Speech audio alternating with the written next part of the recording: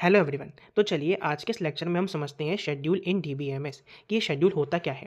तो यार ये बेसिकली कुछ नहीं है। सपोज़ कि हमारे पास बहुत सारे ट्रांजैक्शंस हैं, तो हम एक ऑर्डर फिक्स कर दें कि कौन सा ट्रांजैक्शंस पहले होगा, किससे रिलेटेड इंस्ट्रक्शंस पहले एग्जीक्यूट किए जाएंगे, किसके बाद में होंगे। तो उस ऑर्डर को फिक्स करने को बोल देते हैं शेड्यूल कर देना। अब हमारे पास दो तरह के शेड्यूल होते हैं, एक होता है सीरियल शेड्यूल, एक होता है नॉन सीरियल शेड्यूल। तो हम सीरियल शेड्यूल को पहले समझते हैं।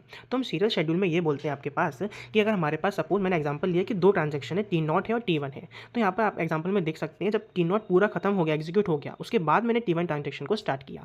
तो बस यही बोलता है सीरियल शेड्यूल कि एक ट्रांजेक्शन से रिलेटेड इंस्ट्रक्शंस को पूरा कंप्लीट करो, एक ट्रांजेक्शन को पूरा कमिट करो एंड देन फिर दूसरा ट्रांजेक्शन स्टार्ट करो, उसको बोलते हैं सीरियल शेड्यूल। अब सीरियल शेड्यूल के कुछ एडवांटेजेस भी होते हैं, डिसएडवांटेजेस भी होते हैं। एडवांटेजेस का ये देखने को मिलता है कि अगर हमारे पास इंडिविजुअल ट्रांजेक्शन कंसिस्टेंट है तो इससे हमारा डेटाबेस जो होगा वो कंसिस्टेंट होगा, इसका आंसर जो होगा वो कंसिस्टेंट रहेगा। क्यों? क्योंकि यहाँ पर हमें किसी भी कॉन्फ्लिक्ट को देखने को नहीं मिलती, ना रीड कॉन्फ्लिक्ट होगा, ना राइट कॉन्फ्लिक्ट होगा, ना लॉस्ट अपडेट प्रॉब्लम होगी, क्योंकि हमारे पास एक कंप्लीट हो रहा है देन दूसरा स्टार्ट हो रहा है। लेकिन इसका डिसएडवांटेज ये देखने को मिलता है कि कॉन्करेंसी यहाँ पर हमको देखने को नहीं मिलती, जिससे हमारा सीपीयू यूटिलाइजेशन जो है वो रिड्यूस हो जाता है, क्योंकि हमको कॉन्करेंसी तो चाहिए।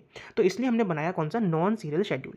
नॉन सीरियल में हम क्या बोलते हैं कि अगर हमारे पास तीनों ट्रांजेक्शन और टी1 ट्रांजेक्शन, दो ट्रांजेक्शन है, तो हम यहाँ पर कॉन्करेंट एग्जीक्यूशन करते हैं। मतलब अगर हमने कुछ इंस्ट्रक्शन पहले टी नॉट के परफॉर्म कर दिए, फिर उसके बाद टी1 के कर दिए, फिर टी नॉट के कर दिए, फिर टी1 के कर दिए, तो इसको बोलते हैं नॉन सीरियल शेड्यूल। कि मतलब एक के साथ दूसरे के भी इंस्ट्रक्शन को परफॉर्म करना, कॉन्करेंसी करना, राइट। अब इसमें प्रॉब्लम ये देखने को मिलती है कि यहाँ पर रीड कॉन्फ्लिक्ट हो जाता है, कभी कभी राइट कॉन्फ्लिक्ट हो जाता है। तो उसको चेक करने के लिए फिर कि ये कंसिस्टेंट है कि नहीं, हम सीरियलाइजेबिलिटी कंसेप्ट यूज़ करते हैं, ठीक है। और नॉन सीरियल शेड्यूल के हमारे पास एडवांटेजेस क्या होते हैं, तो एडवांटेज तो यही है कि कॉन्करेंसी देखने को मिल रही है, तो यहाँ पर सीपीयू का यूटिलाइजेशन अच्छे से हो जाता है।